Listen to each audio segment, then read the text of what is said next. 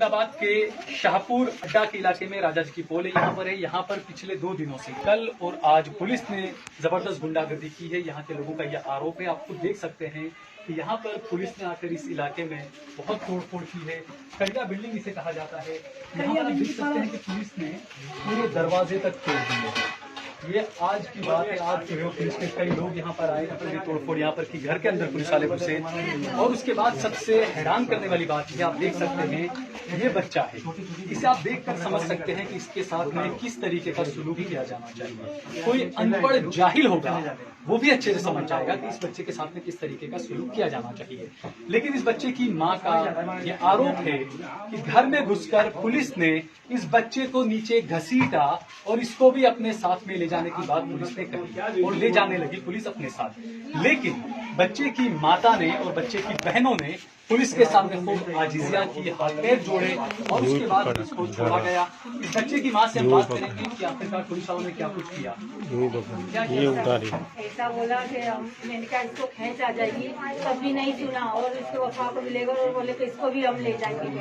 ऐसा बोलते थे, ऐसा बोला और ये रोने मांडा इसने।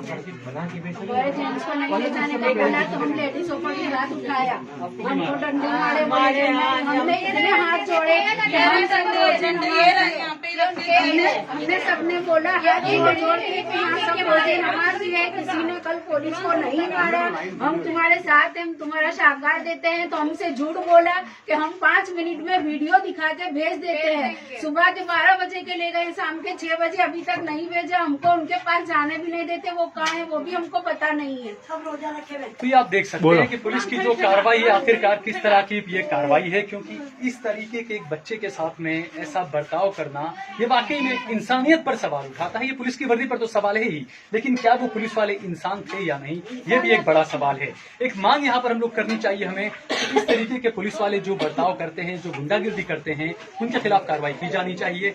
हम हमेशा ये बात बार बार कहते हैं कि लॉकडाउन का पालन किया जाना चाहिए, हिंसा हमें नहीं करनी चाहिए, पुलिस पर पथराव हमें नहीं करना चाहिए।